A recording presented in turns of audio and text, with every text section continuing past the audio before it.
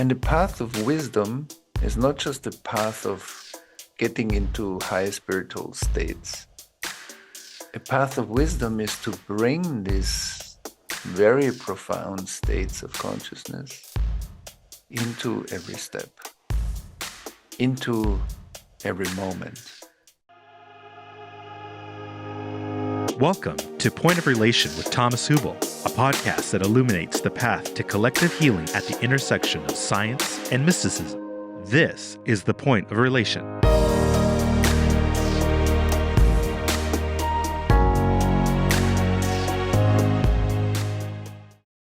Hello and welcome. My name is Thomas Hübl.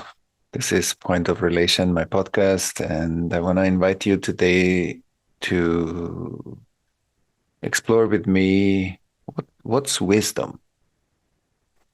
There's a lot of talk about wisdom traditions. So let's explore a little bit together what actually generates wisdom. What's the expression of wisdom? How do we live a wiser life? And what are the components that we see in our spiritual and worldly practice to generate more of it?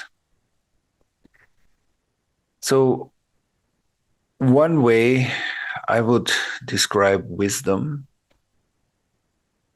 is that wisdom is the capacity to host the world inside of ourselves. And what does that mean? Like, how much of the world can I host inside myself? Which means, how much of the world arises in me as an interdependent whole, which means I do not feel separate of, or I don't feel separate from that part of the world. And the qualities that we often see or feel or experience when we walk through the world is that there is a good part to the world that we feel maybe closer to, and then there are difficult parts of the world that are kind of parts that we either avoid or that we experience some distance towards, and they are harder to handle. And living a life of wisdom is like a deep commitment to become an ally of life. And here's what that means. Because when we take the principle of trauma, what trauma is that in the traumatic moment, when an overwhelming situation happens that we cannot process or compute, we could say, here and now, life is not good for me. The child that experiences trauma, people, war situations, violence, neglect, here and now, life is not good for me. So either like fragmenting space and time and not being here in time and space is the better option. Because there's a notion that being present is great, which I think on the one hand, yes, being present is definitely great. But pathologizing not being present is not helpful. And why is that not helpful? Because when we pathologize the parts of us that actually fragmented or are fragmenting time and space, that it's better not to be fully in my body, that it's better not to be fully in my emotions, because that's where I experienced overwhelming pain in that moment that was intelligent. That it has after effects that create suffering, that is true, but it doesn't mean that the intelligence that is at work here is not good or bad or wrong. Not at all. The intelligence is actually very intelligent. And so, on the one hand, we could say the art of healing, the healing art, or the healing arts, are designed to create a collaboration with the part of us that left life, that not here, not now is better than to be an ally of life, to be fully in the world, but consciously. And so some of the wisdom traditions, they are designed to create a lot of transcendence and transcending our experience through subject-object transcendence, inducing practices is very important, very powerful. And I think we have a lot of wisdom and knowledge on the planet how to do that. And everybody who is a serious practitioner of meditation can find whatever we need to find in order to practice that. And I will speak more about that.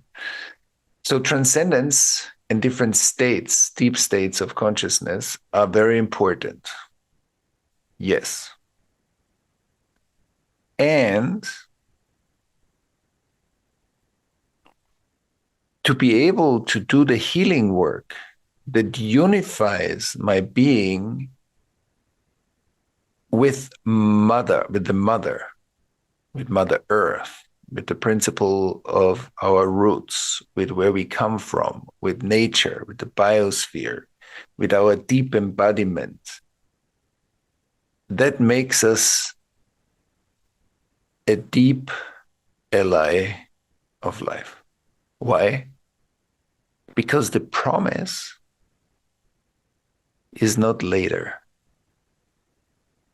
It's like the promise is coming closer. The more we can be here. And here it became like a word that has been overused. The more we can be in the experience that is happening right now, and not just in the part that we experience, that we can be here because we also examine the part that we cannot experience, where we don't even know that we are not here. We just see certain symptoms in our life all the time happening. And then we say, yeah, but living in an unconscious world is hard. Or I'm still dealing with that issue. Well, how long does it take to heal myself? Or where are the fireworks of consciousness? Where is the almost the entertainment of extraordinary states that we are looking for?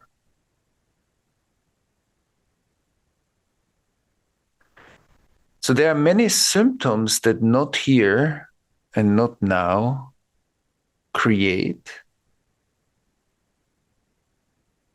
And these symptoms are often collectively normalized. And the path of wisdom is not just the path of getting into high spiritual states. A path of wisdom is to bring these very profound states of consciousness into every step, into every moment, into a world of polycrisis, into deep issues in relationships, into deep, deep ethical issues in corporations, in our marketplace, in different institutions. It's the complexity of life that we don't want to get out of, But actually, if we want to bring higher consciousness into, on the one hand, for ourselves, that our whole energy system starts to really embody higher states, so that from the mat, from the state of consciousness, we transfer higher consciousness into our daily life. And that means that I'm not shying away from difficulties.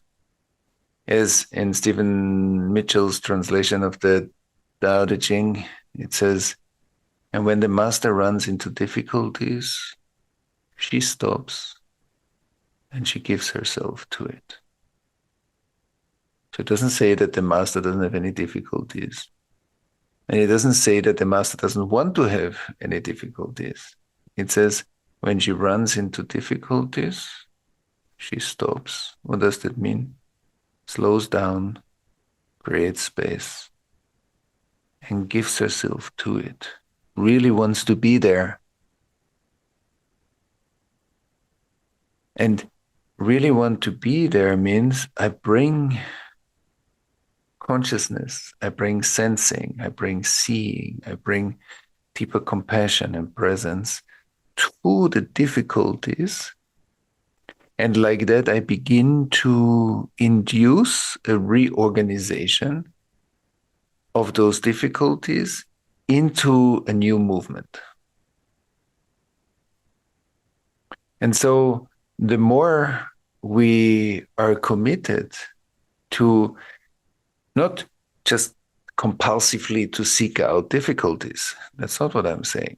What I'm saying is if difficulties already come into our life, if we are confronted with stuff that we don't know fully how to handle, and interpersonal conflicts and ethical conflicts, how should I do this? How should I do that?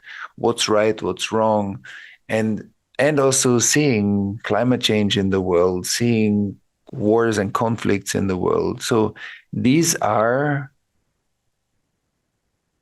possibilities for all of us to become wiser and to find a deep relationship to those moments, to those issues, to those parts of life. And that's why I also called my podcast Point of Relation, because that's in the point where we are related, in the place where we are related to each other, but also to certain situations. That's where the magic happens. That's where transformation happens. That's where vertical alignment and horizontal alignment meet, like in the open heart. And that's where I believe wisdom grows.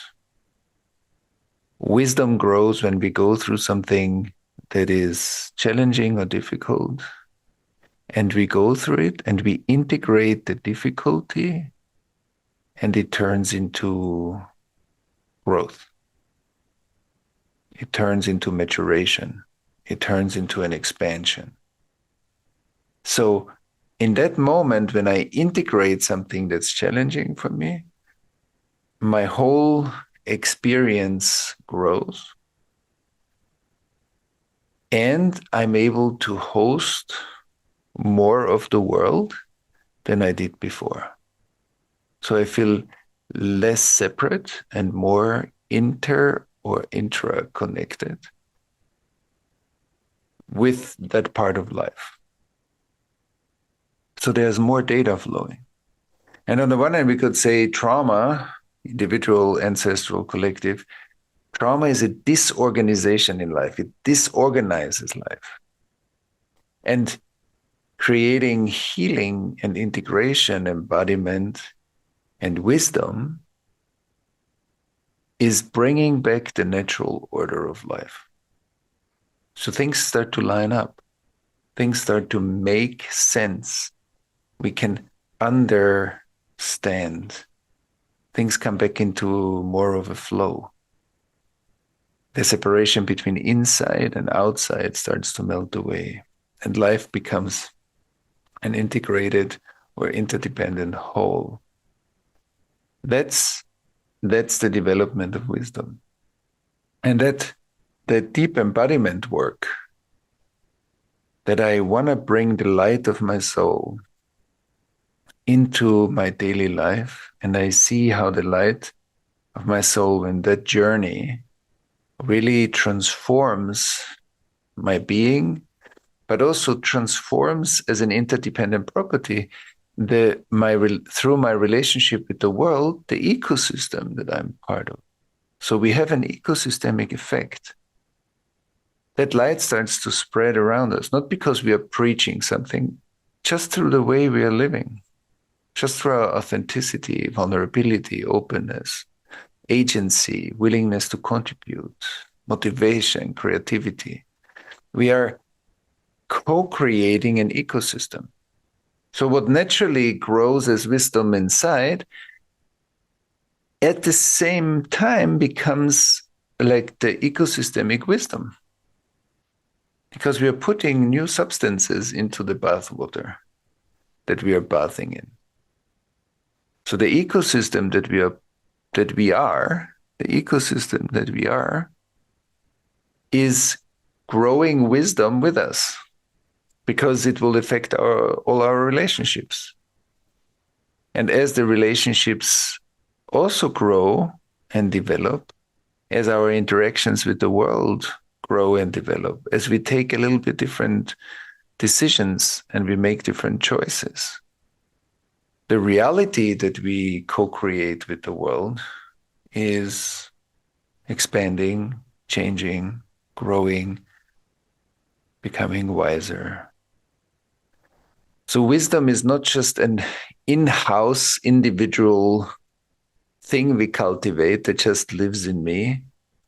The cultivation of wisdom is naturally ecosystemically relevant, culturally relevant, societally relevant, globally relevant. There is no difference. It's not just something that happens in me. It's something that happens in the wholeness of me and the world. And that's a way to describe wisdom. The wholeness of me and the world is wisdom.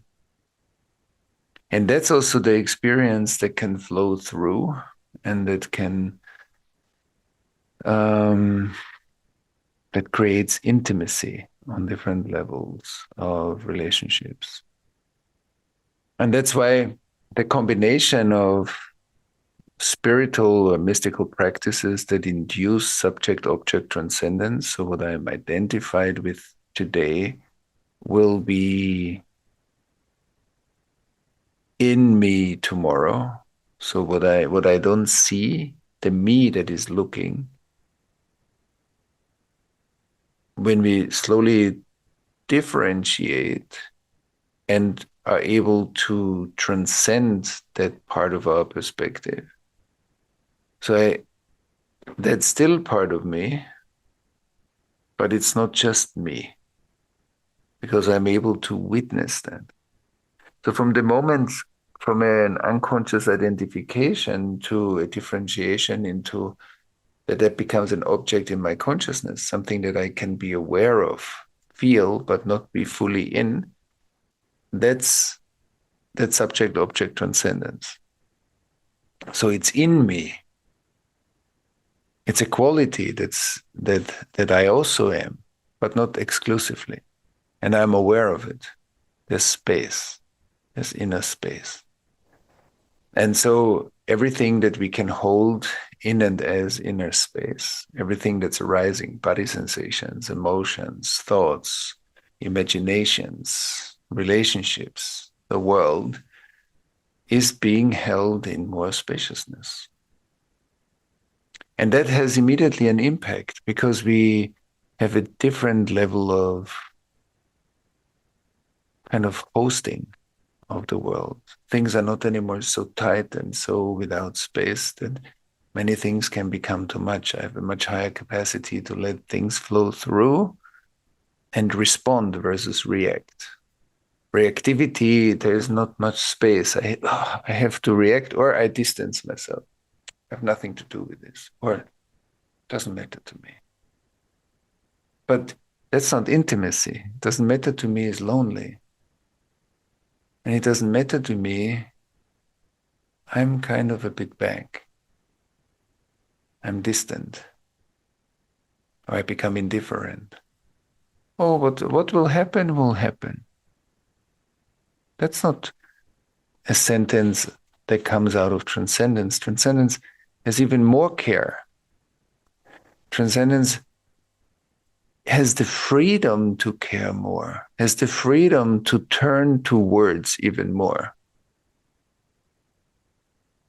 And that's when we cultivate love. The freedom to turn towards growth means I'll express more and more unconditional love. Because if the promise is not later, if the promise is coming closer, if the promise is more and more here, then you are not an obstacle for me to get there. Then whatever my life is not an obstacle to get there to the wisdom, to get there to enlightenment, to get there to the paradise. Because the promise and the revelation more and more are part of my life, are in my life. The revelation is not later. The revelation, I'm living a revelatory life. So revelation is happening versus is going to come. And that's when more and more of the past or the karma we carry gets integrated into the living process. That's amazing. And that means, as I often say, when we walk forever, when awakening, healing, enlightenment, our path is not anymore defined by our mortality, is not anymore defined by death, is not anymore defined by time. I have time for you. I have time for this moment. But when I walk forever, I have time for now. Because now is not anymore a distraction. Don't need to get now out of the way to get there. And that's a tremendous liberation. That's not just an intellectual idea, as we can also carry that as an intellectual idea. Oh, so I should be all the time here. That's not what I'm saying. What I'm saying is through a really committed exploration of our experiences and where our awareness is and ourselves, being here is not anymore a should or an effort. Being here is the most effortless state. It's only because of the trauma and the trauma stress and the tension that creates. The trying to come here sometimes might feel more effortful. Trying to meditate, trying to be more mindful might be sometimes a bit like an effort. But the more we integrate the past, present moment deepens. And that's wisdom. I think we all know how it feels when you're really bothered by something, or you're really hurt by something, or you really need a friend to listen, and somebody is there. It's not that their clock is always in the background. How long is it gonna take? It's like the quality of presence transcends time. I'm here with you. I'm here. And that creates a strong magnetism. And I think we all know how that feels when we really need support, a listening ear, when we really need somebody to feel us and be with us. If somebody is really there, that's very healing. That's very grounding. That can open up a lot of new perspectives. And we start to participate in the revelation together. Life wants to reveal itself, but it needs us when we are constantly running somewhere. So then a lot of the revelation is happening, but we are not there where that's happening. But when we come here, and that's why deep, deep meditation states, they are magnetically here. The here-ness is so palpable, is so strong. It's like that almost nothing can evade the here-ness. Like deeply magnetic and deeply peaceful and still. And as that stillness, life is super intelligent. It looks like stillness is just so simple. It's just still. No, no, no, no. Deep silence or deep stillness is supremely intelligent. But because we are so used to complexity or complicated situations, we are hypnotized by those that sometimes we don't anymore fully feel and appreciate the deep residing intelligence in stillness. That a lot of insight, a lot of information, a lot of revelation happens in the simplicity of first space, and from space to magnetic presence. A lot of intelligence reveals itself. And so to combine the wisdom of the meditation practices and to combine the healing arts with the spiritual dimension and all the wisdom from different healing modalities is a tremendously powerful couple. And in our next episode, we will talk a little bit more about the generation or generating wisdom. And we will also talk about some other factors of the wisdom traditions and the trinity of awareness, creating movement, and ethical alignment. Like three big fields that the wisdom traditions provide us to study and to grow inside of ourselves. So more about this next time, and I wish you a beautiful time and see you then. Thanks for listening to Point of Relation with Thomas Hübl. Stay connected and get updates about new episodes by visiting our website, pointofrelationpodcast.com, and by subscribing to the Thomas Hübl YouTube channel. If you enjoyed this video, please like it and share about us with your community on social media. Thank you. We appreciate your support.